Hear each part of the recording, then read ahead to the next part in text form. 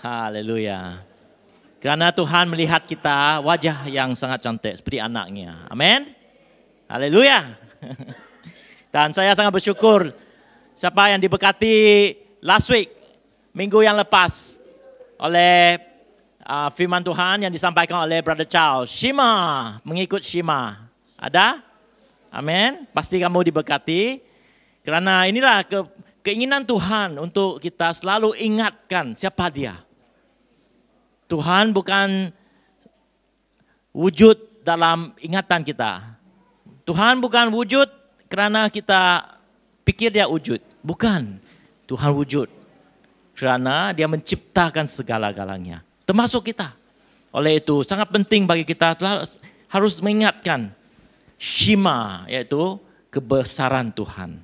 Dan hari ini saya juga sangat bersyukur dapat bersama dengan anda menyampaikan firman Tuhan yang juga mengenalkan atau dalam siri ini tentang Shema, dan kita akan lihat apa seterusnya yang Tuhan ingin sampaikan. Saya pasti bahwa kalau kita berada di gereja bersama-sama beribadah, kita tidak akan dikecewakan Tuhan. Amin. Tidak akan dikecewakan kerana Tuhan adalah Tuhan yang baik. Dan apabila kita datang beribadah kepadanya, Tuhan akan memberi berkat dia kepada kita. Siapa yang sini ingin menerima berkat daripada Tuhan? Amin. Pasti. Ada iman. Apa yang menghalangkan kita adalah iman kita. Amin.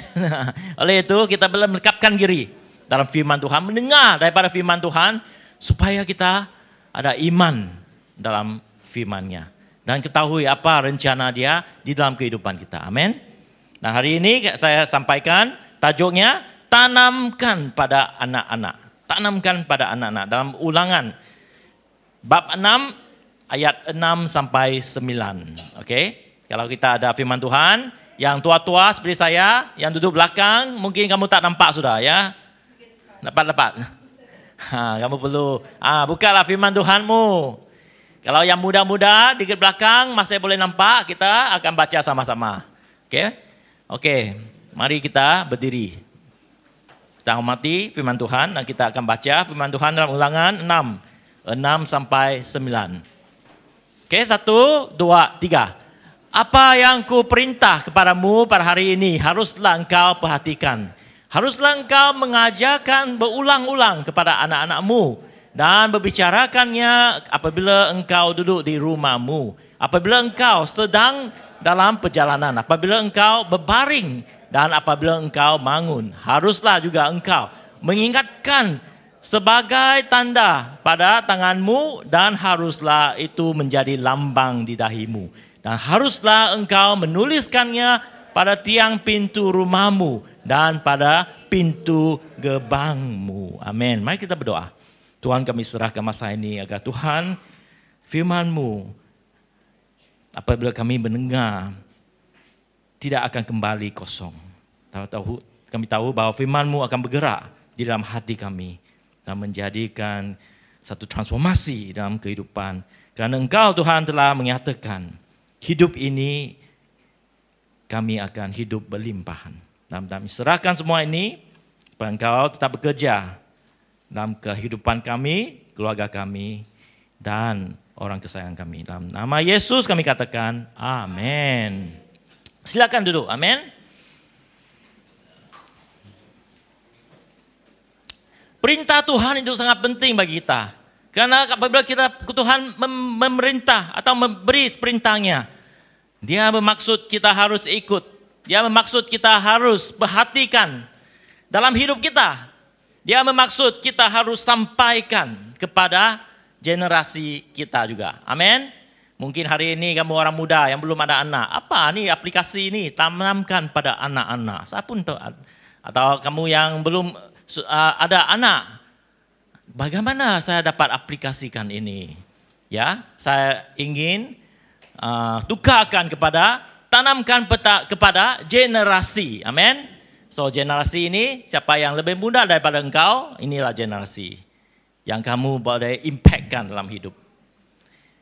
Mungkin orang tua juga, kepada keluarga. Mungkin kamu muda, jangan lupa apa yang dikatakan dalam 1 Timotius. Jangan memandang kamu berumur, menganggap kamu rendah karena muda. Jadilah teladan bagi orang-orang percaya dalam perkataanmu. Ini teladan. Apabila kita tanamkan sesuatu, kita sebenarnya menjadi teladan untuk masyarakat di dunia ini. Siapa ingin menjadi teladan? Sama jadi teladan ya. Hidup kita pun tak sempurna. Tapi Tuhan akan dapat. Amin. Kita bukan menggunakan kekuatan kita sendiri. Tapi Tuhan yang dapat memakai kehidupan kita. Apabila kita katakan, oh Tuhan, saya ingin menjadi teladan. Tak tahu bagaimana, tapi inginlah. Tuhan akan bekerja. Karena itulah permulaan iman dalam kehidupan kamu. Amin. Apabila kita menjadi teladan, keinginan menjadi teladan, Tuhan akan back us up. Katakan kepada orang di sebelah kiri dan kanan kamu, God will back us up.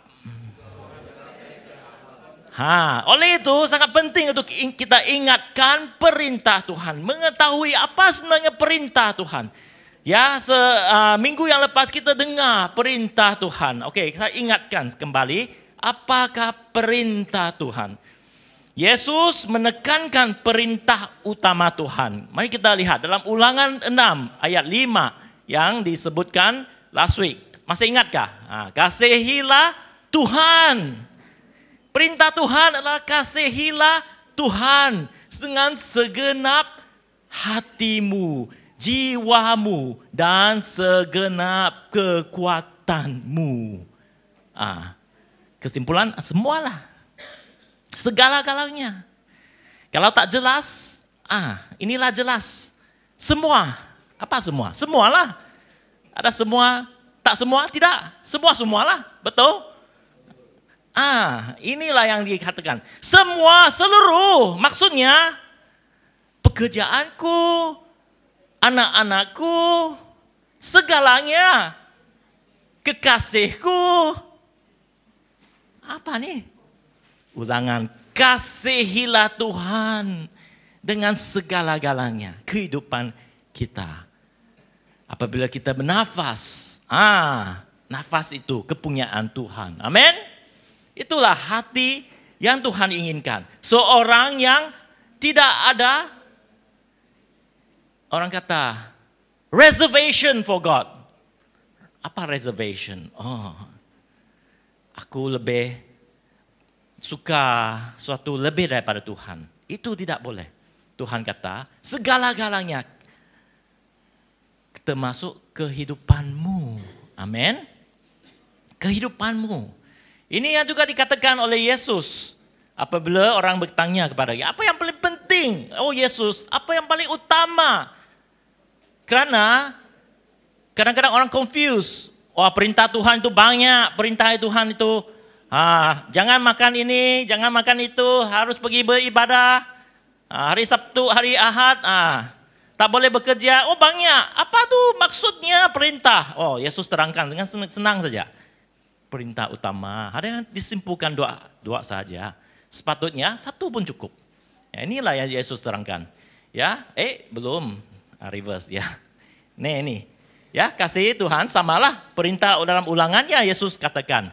Dan kedua dia katakan, yang kedua ialah kasihilah sesamamu manusia seperti dirimu sendiri. Tidak ada hukuman lain yang lebih utama daripada kedua hukum itu. Kasihilah sesama sendiri seperti dirimu sendiri. Maksudnya kalau aku makan hari ini, aku beli chicken rice, aku akan ingat, my brother in Christ. Saya mau berkati dia chicken rice juga. Inilah kasih sebenar. Betul? Kamu akan ambil hati seseorang yang kamu kasihi. Betulkah orang yang masih dalam dating. Betul? Bercinta, suami istri. Kita akan selalu ingat, kekasih kita. Walaupun jauh. Amin. So ini yang harus kita ingat. Tuhan yang memerintahkan. Bukan Pastor Daniel mengatakan, kamu harus. Tuhan. Sebenarnya perintah pertama sudah cukup. Kerana bila kita mengasihi Tuhan, kita juga mengikut cara Tuhan mengasihi manusia. Oleh itu Tuhan mengatakan, kalau kamu katakan kamu tidak suka saudaramu, itu tapi kamu katakan kamu kasihkan Tuhan, itu adalah pembohongan. Bohong. Kerana tidak ada orang yang dapat mengasihi Tuhan tanpa mengasihi saudara kamu dalam Yesus. Betul? Amin. So we have to love God dengan segala-galanya. Ini perintah. Dan sangat penting. Ya, so saya teruskan. Ingat ini perintah. Pentingnya perintah Tuhan. Dalam ayat 6, bab 6. Apa yang ku perintahkan, ini yang dikatakan tadi firman Tuhan ya. Apa yang ku perintahkan kepadamu pada hari ini, haruslah engkau perhatikan. Perhatikan.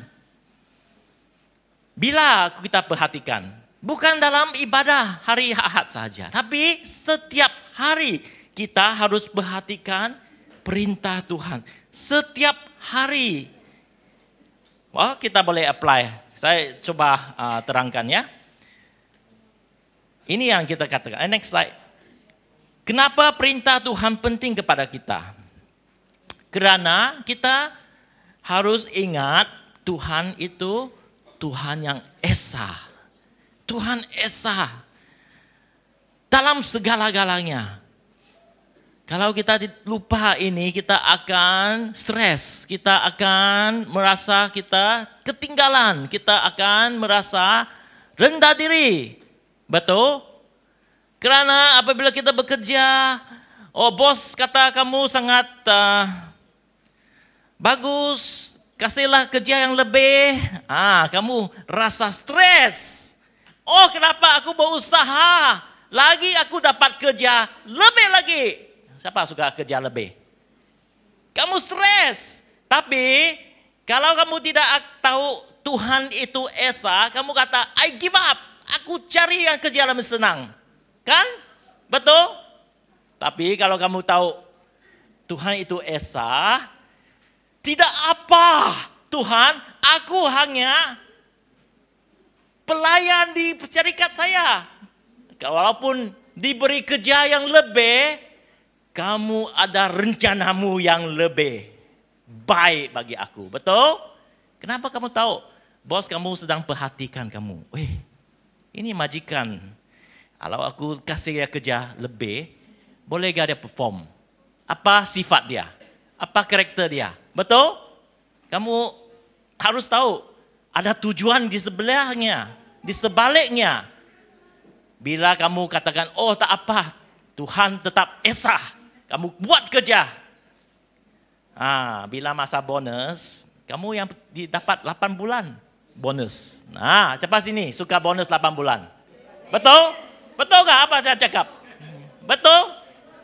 Kerana kamu tahu ada rencana di segala-galanya. Kamu tidak akan biarkan sesuatu dalam kehidupan kamu itu sahaja. Tapi kamu terus maju ke depan walaupun susah. Walaupun ada cabaran. Kerana Tuhan itu Esa. Amin. Oleh itu dalam Amsal 9 yang mengatakan orang yang takut kepada Tuhan adalah orang yang mempunyai wisdom. Apa wisdom? Kebijaksanaan. Betul? Takut. Maksudnya kita bukan takut lari daripada Tuhan. Takut maksudnya kita hormati Tuhan. Kita hormati Tuhan dalam segala-galanya. Walaupun dalam kecelakaan, kita masih hormati Tuhan. Katakan, Tuhan kamu Esa. Walaupun saya tidak paham apa yang berlaku dalam kehidupan saya. Saya tetap hormati kamu. Saya tidak akan lari daripada gereja. Saya tidak akan lari daripada gembala saya. Saya tidak akan lari daripada engkau. Tapi saya push on. Karena saya tahu kamu Esa. Kamu masih Tuhan saya. Amin. Yang mengecewakan Tuhan adalah seorang apabila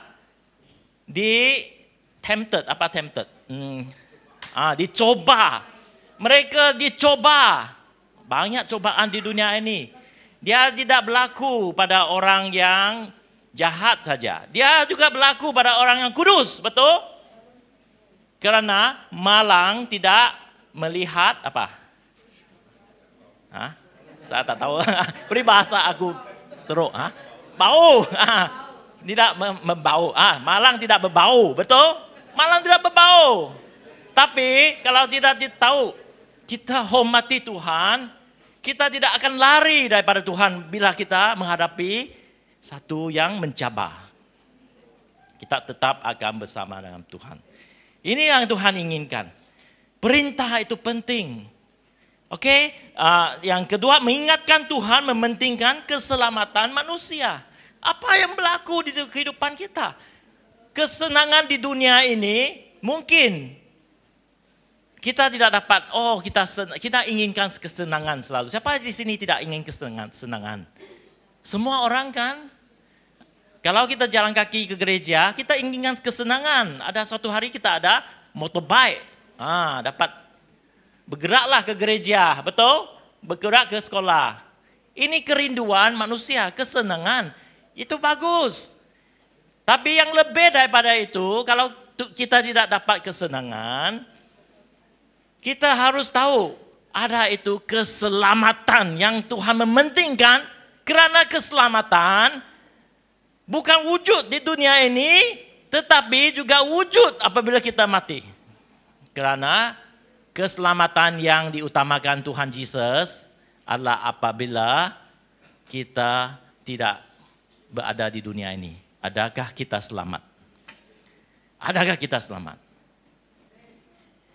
Oleh itu hidup yang susah tidak sebegitu penting daripada keselamatan kita. Ada Yesus memberi satu contoh. Seorang yang bernama Lazarus. Yang duduk dekat istana, luar rumah yang besar. Di mana dia seorang, beggar. Apa itu beggar? Pengemis. Ya, tapi hatinya berkenan kepada Tuhan. Akhirnya keselamatan diberi kepada dia. Tapi orang yang kaya dapat enjoy di dunia ini, dia tidak ada keselamatan. Kesenangan itu bukan diutamakan oleh Tuhan. Tapi walaupun kita ingin kesenangan, itu sesuatu yang baik. Kita tidak akan mengatakan itu yang tidak benar. Tapi haruslah kita tahu, Tuhan Yesus mengutama keselamatan. Oleh itu pada hari ini, adakah kita mempunyai keselamatan? Karena semua orang walaupun ada kesenangan, pada akhirnya hayatnya mereka pun ada masalah kesehatan. Betul? Walaupun sebesar kuatnya badan kamu hari ini, 20 kg dumbbell kamu boleh angkat. Muscular, sehat. Doktor kata, kamu capek. Bagus. Perfect score dalam analisis darah kamu. Perfect score, capek. Tapi ada masanya kamu tidak akan capek. Itu kebenaran. Otot yang besar 10 tahun, 20 tahun masih kekal begitu. Sampai kamu usia 80 dia jadi begitu. Betul? Masalah kaki, masalah lutut, semuanya akan berlaku. Itulah manusia. Tapi masa itulah harus kita kenal Tuhan. Harus kita kenal keselamatan Tuhan. Oleh itu mulai dari hari ini kita harus mengenal Tuhan dan mengetahui kita adalah orang yang selamat. Seperti yang saya katakan, malang itu tidak berbau. Hari ini kita mungkin kuat, esok ada virus datang. Kita jadi lemah. Tapi keselamatan itu Tuhan yang mementingkan. Ingat, Tuhan juga tidak ingin kita binasa. Ya, Tuhan tidak ingin kita binasa. Oleh itu Tuhan sangat mengasihi manusia di dunia ini, termasuk kita. Katakan itu kepada mereka di sebelah kamu. Tuhan mengasihi kamu. Tuhan mengasihi kamu. Dan di 1 Yohanes mengatakan, saudara-saudaraku yang kekasih, marilah kita saling mengasihi sebab kasih itu berasal dari Tuhan Allah. Dan setiap orang yang mengasihi lahir dari Allah. Lihat orang di sebelah kiri. Tadi kita dengar daripada dia, Tuhan mengasihi kamu kan? Lihat, adakah kasih itu dicurahkan dari kehidupan mereka kepada kamu? Tengok. Ada. Inilah yang diperintahkan Tuhan, kan? Kalau Tuhan mengasihi kamu, kamu juga harus mengasihi orang yang berada. So hari ini konteksnya ini. Kita mungkin ada dalam kumpulan kita, kumpulan LG kita, kumpulan live group kita. Mari kita bersama-sama mendorong satu sama lain untuk mengasihi satu sama lain. Kasih seperti saudara-saudari, amin.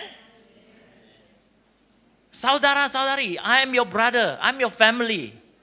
Oleh itu hari ini kita dapat berkumpul dalam kumpulan kita untuk meluahkan atau menjadi contoh kasih begitu. Amin. Ada saya diberitahu ada kumpulan student pergi aktiviti apa?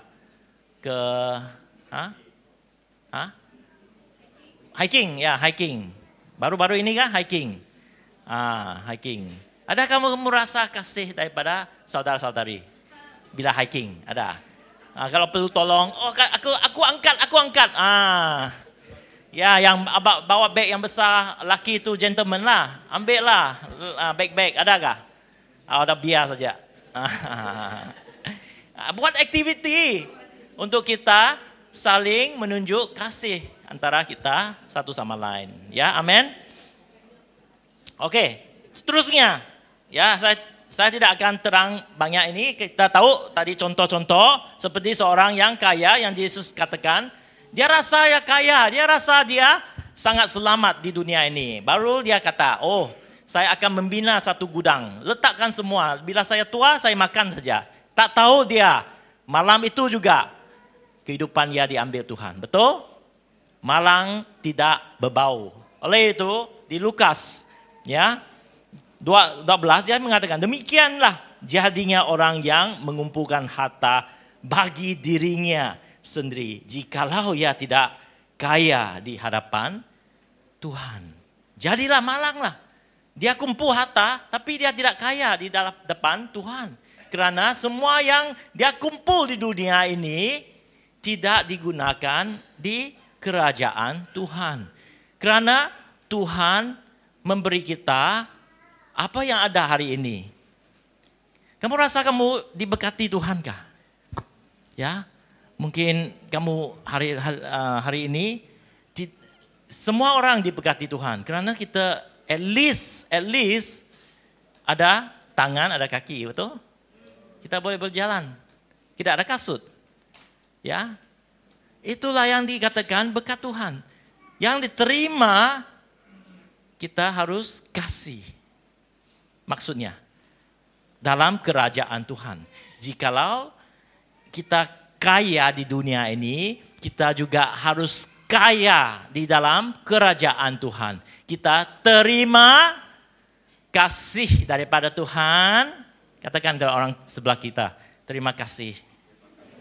Terima kasih. Sebenarnya terima kasih itu, aku terima dan aku kasih. Betul? Aku terima dan aku kasih. Nah, katakan sebelah lagi, terima, aku akan kasih kamu. Barulah Tuhan dapat memberi. Betul. Jangan Tuhan berikan kita kata terima kasih Tuhan. Terima kasih Tuhan. Tidak, Tuhan memberi kita supaya kita terima dan kasih. Itu yang dimaksud, terima kasih. Amin. Kalau hari ini satu perkara yang kamu semua tidak ingat perkara apa yang saya sebutkan, ingatlah perkara terima kasih. Cukup. Apa yang kamu terima, kamu kasihkan kepada kerajaan Tuhan.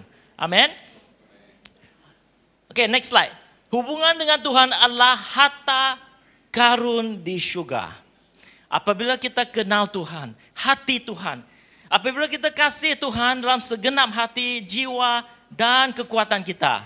Sebenarnya kita adalah seperti serupa dengan sifat Tuhan. Ya, itulah yang Tuhan inginkan. Tuhan memberi segalanya kepada kita. Yesus datang kepada dunia ini. Yesus datang tidak menghukum dunia ini, tetapi memberi keselamatan, mengampuni walaupun kita masih berdosa. Ini yang dikatakan Tuhan sangat-sangat mencinta, mengasihi manusia. Oleh itu, apabila kita mencari Tuhan, kita seharusnya menjadi serupa dan sewajar dengan Tuhan. Oleh itu ada 3 poin praktikal. Dengar dan taat. Dalam bahasa Ibrani, dengar. Maksudnya kita dengar. Ya, itu shema bermaksud bertindak. Ya, bukan sekadar mendengar tetapi memberi respon apabila Tuhan bersuara kepada kita. Respon itu dengar dan taat, respon. Ya. Betul? Suami istri, jangan dengar saja. I love you, I love you, I love you. Kita mesti respon, ya. Kalau Valentine Day, apa respon suami istri? Adakah celebrate Valentine? Adalah. Tak tengok post pun? Tak payah post. Post bunga lah. Kalau suami bagi bunga Valentine Day, apa respon? Ini contoh sajalah respon. Jangan nanti bertengkar malam ni ya. Kamu dah bagi bunga, pastor cakap bagi bunga Valentine. Tidak. Maksudnya bukan Valentine saja, kita mengasihi satu sama lain ya. Kita harus respon juga. Karena suami akan rasa kecewa kalau kasih bunga, istri tak belanja makan. Kecewa. Betul? Sekali-sekala istri pun mau belanja makan suami ya.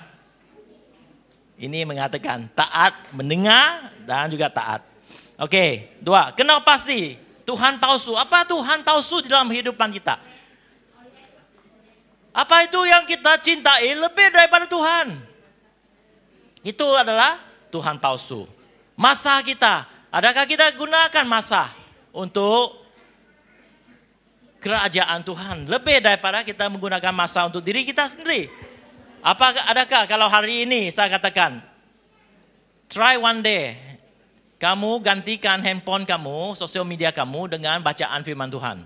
Dapatkah tahan orang muda? Orang tua mungkin dapatlah. Dah biasa kan? Tapi orang muda dapatkah? Satu hari, jangan pakai handphone. Macam anggap handphone kamu firman Tuhan. Ya, ambillah firman Tuhan. Tidak tahan tuh. Bergigir nanti. Macam orang edik. Betul lah. Itu maksudnya Tuhan palsu. Coba sendiri. Orang yang ketagih kepada mungkin rokok. Saya tidak mau kata ini satu yang tidak dibenarkan, tapi memang saya tidak menggalakkan. Firman Tuhan katakan apa yang tidak baik jangan lakukan. So kita tahu itu ada masalah kesehatan kalau kita rokok. Tapi ketagihan rokok itu benar, karena saya pernah merokok. Menjadi ketagih kepada rokok. Kalau kamu cintakan Tuhan, coba. Jangan rokok 1 hari. Untuk Tuhan, tahan gak? Siapa sini dapat? Katakan saya tak dapat tahan. Saya dapat tahan. Cobalah. Untuk kamu, katakan saya hentikan ketagihan itu untuk 1 hari. Untuk Tuhan. Masa gawai. Apa yang saya selalu dengar. Sama juga masa Chinese New Year. Ya, Chinese New Year bagi orang Cina pun sama. Minum. Berjudi, betul? Minum berjudi. Bayangkan kamu kata, kali ini hari gawai saya tidak akan sentuh. Sentuh apa tuh? Camel. Saya tidak akan sentuh bintang. Apa? Alistair, Sintau. Saya tidak akan sentuh. Dalam nama Yesus. Untuk kemuliaan Tuhan, untuk Tuhan. Katakan. Ini yang kita katakan, Tuhan itu benar-benar Tuhan kamu. Bukan Tuhan kamu itu Sintau. Gawai. Sintau. Betul. Amin. Kamu paham enggak itu? Apa yang saya tekankan? Tuhan kita haruslah Tuhan yang benar. Oke? Berikan Tuhan segala-galanya. Berikan komitmen kita, masa kita untuk Tuhan, untuk melayan Tuhan. Kita datang ke rumah Tuhan ini, kita mendengar firman Tuhan, menerima berkat Tuhan, kita juga harus respon melayani Tuhan. So kita, inilah yang dipentingkan oleh Tuhan dalam kehidupan kita. Barulah kita katakan, Tuhan kamu esa. Inilah maksudnya iman. Kepercayaan kamu yang kuat. Seperti batu yang kuat. Amin. Kerana iman itu tak ada bercuti. Betul? Orang gawai bercuti. Tapi iman tetap harus bekerja di sana. Oke. 2. Second point, ya tadi kita mendengar, mengikuti, mementingkan perintah Tuhan. Kedua adalah mengajar perintah kepada generasi, mengajar. Dan Tuhan mengatakan kita haruslah mengajar. Oke, di dalam ayat 7, haruslah engkau mengajar berulang-ulang kepada anak-anakmu dan membicarakannya apabila engkau duduk. Aku highlight. Tengok hitam aku letak tu. Mengajar, berbicara, engkau duduk pun harus lakukan, berjalan pun harus lakukan, berbaring pun harus lakukan, bangun pun harus kamu lakukan. Ya sebenarnya kehidupan kita menjadi satu teladan kepada orang-orang muda. Kalau kita ada anak, biarlah mereka melihat teladan itu kerana lead by example. Ya ini ya. Anak-anak mencontohi apa yang kita buat. Betul? Anak-anak mencontohi apa yang kita buat. Bukan hanya apa yang kita sebutkan. Betul? Emak, bapak. Kalau kamu adalah emak atau bapak. Kamu tahu, 10 kali kamu sebut, jerit. Sampai kerongkong kamu kering. Ambil baju. Ambil baju. Mereka pun tidak dengar. Betul? Siapa yang anak-anak, siapa yang mengaku? Dengar kah? Sampai rotan keluar baru dengar. Ya ini perangai. Tapi contoh kamu. Oleh itu bagi saya melakukan contoh. Saya mencuci baju, saya mengering baju, saya ambil baju dari tempat tu dan Mina akan melipat. Setiap hari saya lakukan. Anak melihat contoh. Saya tidak katakan kamu harus buat. Saya jadi contoh. Lama aku buat contoh. Lama. Dan satu kali sekarang saya akan sebut Ben ambil baju turun. Dia akan otomatik. Dia dengar saja satu kali. Dia akan ambil baju turun. Kerana dia melihat contoh. Dia tidak akan komplain. Kerana ayah yang memberi contoh kepada dia. Amin. Nah, adalah perjalanan yang masih panjang lah. Saya ingin satu hari dia akan otomatik. Tak payah aku buat. Dia akan ambil turun. Tengoklah. Tapi ini yang benar. Anak-anak melihat contoh kita. Oleh itu firman Tuhan mengatakan berulang-ulang. Berulang-ulang. berbicara, duduk pun mau jadi contoh, berjalan pun mau jadi contoh, berbaring pun mau jadi contoh, bangun pun harus menjadi contoh. Tuhan ingin kehidupan kita menjadi contoh kepada orang di dunia ini. Betul? Kita katakan, saya orang Kristen. Tapi bila kita ada traffic, police stop kita di traffic. Ya, mungkin kita tak renew license kita. Kalau polis tanya, agama apa kamu? Boleh kamu sebut, aku orang Kristen. Malu kan? Malu kan? Betul? Orang Kristen seharusnya memerhatikan teladan dalam hidup kita. Menjadi contoh. Oleh itu di 1 Petrus ini yang dikatakan. Sebab untuk itulah kamu dipanggil. Sebab untuk itulah kamu dipanggil. Kerana Kristus pun telah menderita untuk kamu. Dan telah meninggalkan teladan bagimu. Supaya kamu mengikuti jejaknya. Mengikuti jejak Yesus. Dia telah memberi teladan. Dan kita ikut. Oleh itu kita dipanggil. Bukan kita dipanggil untuk apa-apa. Untuk menjadi teladan seperti Yesus kepada dunia ini. Untuk mengasihi. Walaupun bukan senang untuk mengasihi orang yang mengecewakan kita.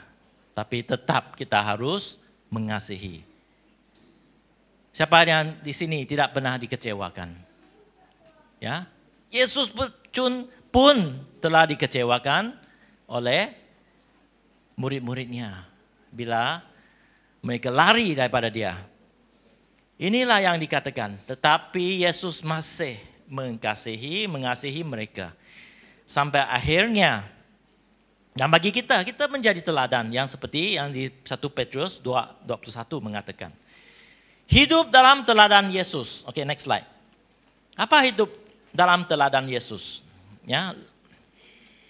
Lukas 9:23 mengatakan, setiap orang yang mau mengikut aku, ia harus menyangkal dirinya, memikul salibnya setiap hari dan mengikut aku.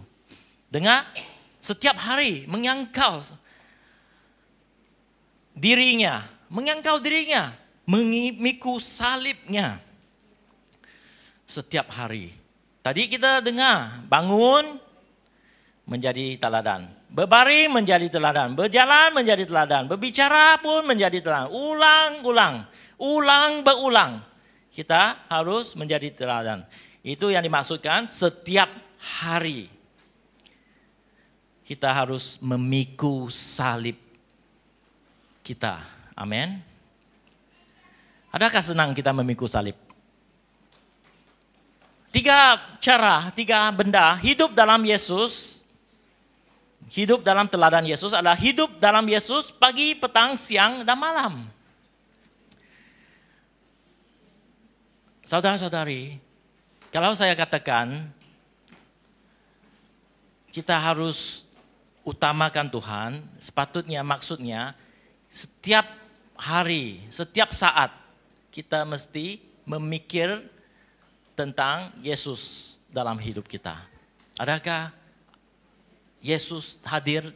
Adakah Yesus bersama saya hari ini dalam pekerjaan saya?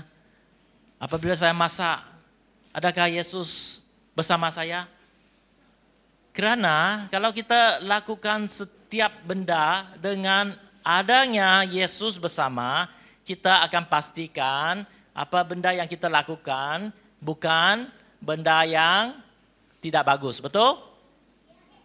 Karena bayangkan contohnya seorang cikgu bersama kamu. Bila kamu lihat TikTok pun dia bersama kamu. Malu kita akan lihat benda-benda yang tak bagus kan? Betul? Inilah Kalau kita harus mengamal sikap, mengetahui kehadiran Tuhan bersama kita. Dalam menjaga anak kita. Dalam pekerjaan kita, dalam even kita memandu. Pastikan Yesus ada. Hadirat Tuhan ada. Kalau lihat traffic light merah, kuning mau jadi merah. Break. Stop.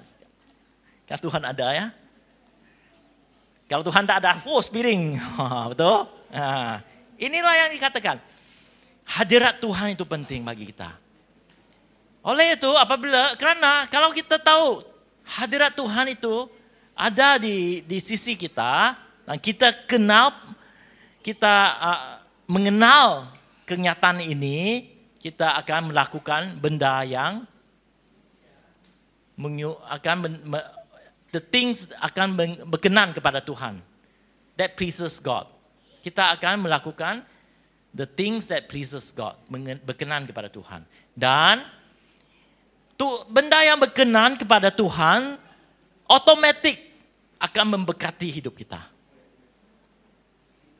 Akan memberkati hidup kita. Baru-baru ini aku melihat satu YouTube kan. Orang putih, dia berjelajah di Malaysia kan, pakai van. Lepas tu, kena stop polis. Polis tu tak perasan ada rekaman video. Polis tu pun tanya, kamu ada pakai seatbelt atau apa? Dia ada satu peraturan ya, dia melanggar peraturan. Polis tu mau isu saman. Orang putih pun tak tahu gimana mau bayar. Dia pun tanya polis tu, kalau kamu isu saman, gimana aku mau bayar? Oh, senang saja. Kamu pun boleh bayar sama saya. Polis tu minta dia bayar itu saman sama dia. Sebenarnya rasuah tu. Rasuah. Orang putih pun tak tahu itu rasuah kan.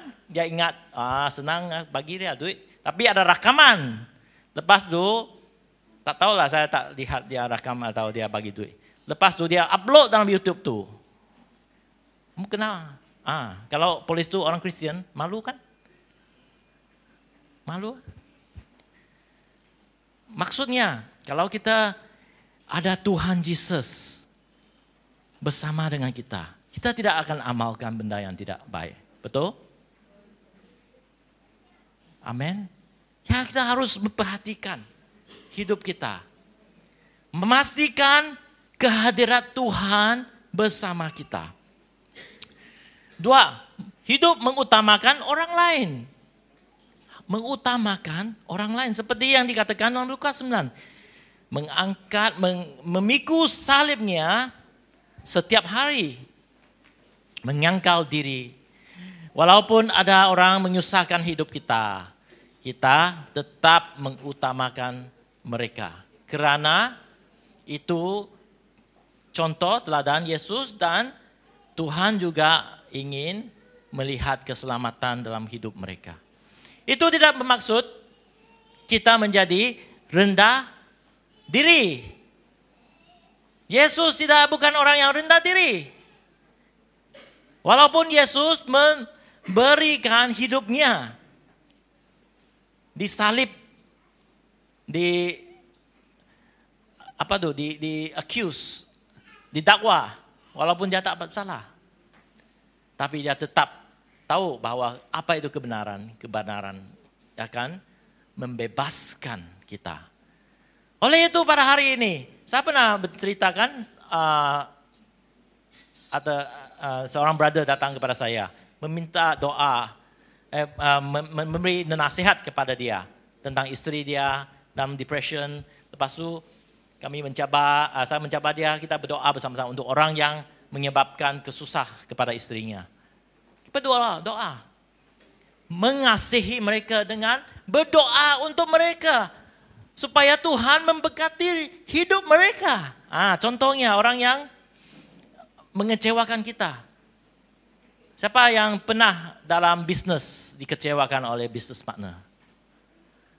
Harus kita berdoa untuk dia yang mengecewakan kita. Bila Tuhan memberkati dia, kita pun tidak ada kecewa. Kerana dia diberkati, dia tidak akan menjatuhkan kita. Itu yang penting. Tuhan ada rencana Dia. Kalau kita bekerja, berdoa untuk syarikat kita, berdoa untuk bos kita, berdoa untuk mereka. Tuhan apabila membuka peluang kepada bos kita, projek-projek yang besar, Dia akan bagi bonus kepada kita. Betul? Sama juga. Inilah yang Tuhan ingin kita tekankan. Memikul salibnya. Hidup dengan merendahkan hati. Oke. Ini hidup dalam teladan Yesus. Kita dapat menjadi teladan di dunia ini. Next slide. Ini yang diberikan oleh, ya tadi aku ada kata, jangan seorang pun menganggap engkau rendah kerana engkau muda. Katakan orang, kamu sangat muda. Betul? Kamu sangat muda. Siapa di sini boleh kata orang di sebelah, kamu sangat tua? Tidak boleh kan? Jangan. Sangat muda, oke? Ini maksudnya ini apply to you all of you. Muda ya. Jadilah teladan bagi orang-orang percaya dalam perkataanmu. Jadilah teladan perkataanmu. Selalu ini yang kita terlebih cakap nih. Mulut kita, lidah kita. Seperti di Yakobus mengatakan, lidah dapat membakar satu hutan. Perkataan-perkataanmu. Jangan terlalu lebih cakap. Opinion keep to yourself. Orang India cakap, keep your opinion to yourself. Ya, tingkah lakumu dalam kasihmu dan kesetiaanmu dan dalam kesucianmu. Inilah yang harus kita contohi dalam kehidupan kita. Bukan hanya untuk anak-anak kita saja, tapi untuk semua orang. Seperti yang dikatakan kepada orang-orang percaya. Don't stumble anyone. So ini akan membawa berkat kepada kita. Apabila kita lakukan, Tuhan akan berkati kita secara otomatis. Oke, teruskan. Tadi kita melihat pentingnya perintah Tuhan. Kedua, mengajar perintah Tuhan.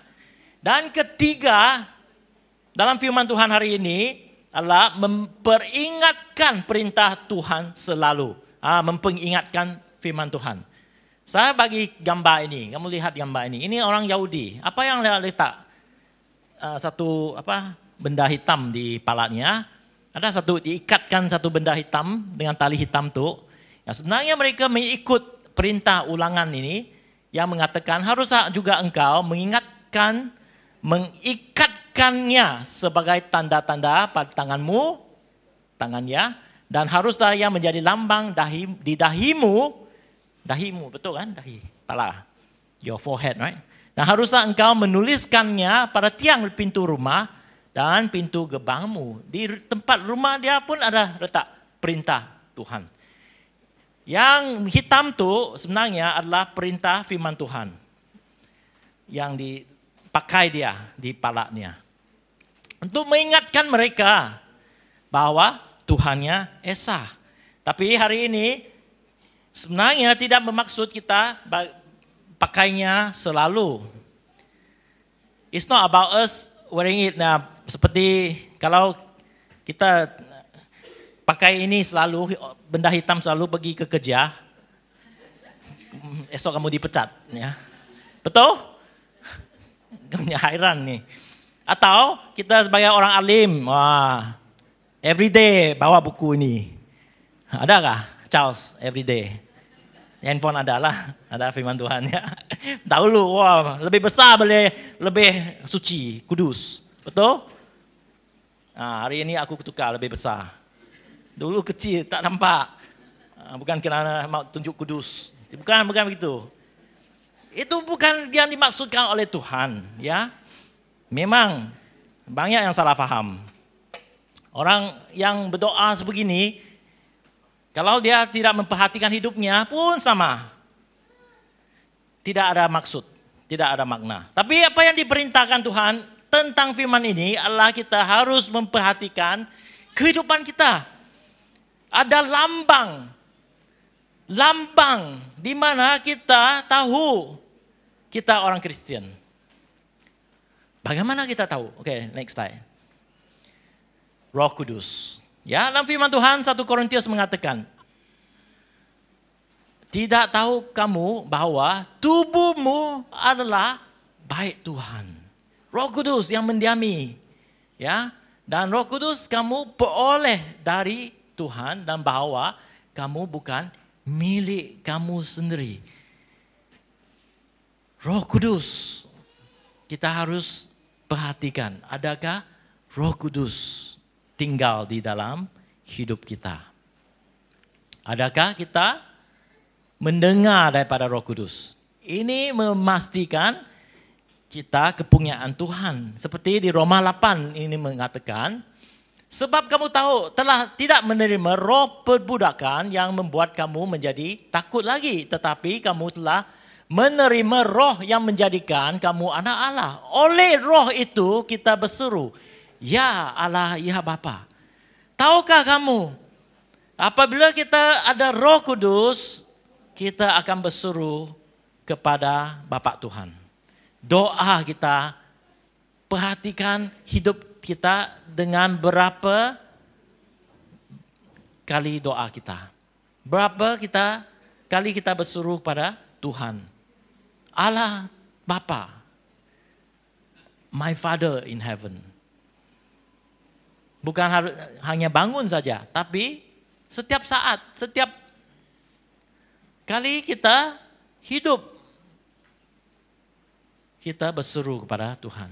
Oh Tuhan Bapa, terima kasih. Tuhan Bapa, hari ini saya sangat bersyukur. Tuhan Bapa, saya tidak tahu apa yang harus aku buat.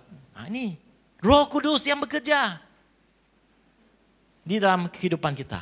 Roh itu beraksi bersama dengan roh kita. Ya, beraksi sama roh kita.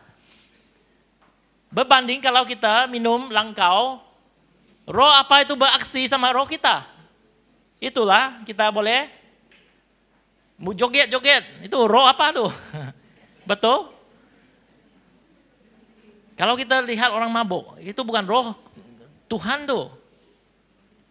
That spirit is different. Tapi Roh Kudus tuh berlainan. Dan jika kita adalah anak, maka kita juga adalah ahli waris. Ahli waris. Amin. So inilah yang ingin saya menekankan. Tuhan memberkati kita karena Dia telah memberikan roh kepada kita. Roh Kudus. Pastikan Dia tinggal dalam kehidupan kita. Pastikan tabiat sikap kita bersamaan dengan apa yang Tuhan inginkan. Dan disitulah kita tahu bahwa Tuhan, kita adalah anak warisan. Apabila kita anak warisan, waris itu sangat penting. Kalau tanya bapak kamu, bila kamu akan beri warisan kepada saya?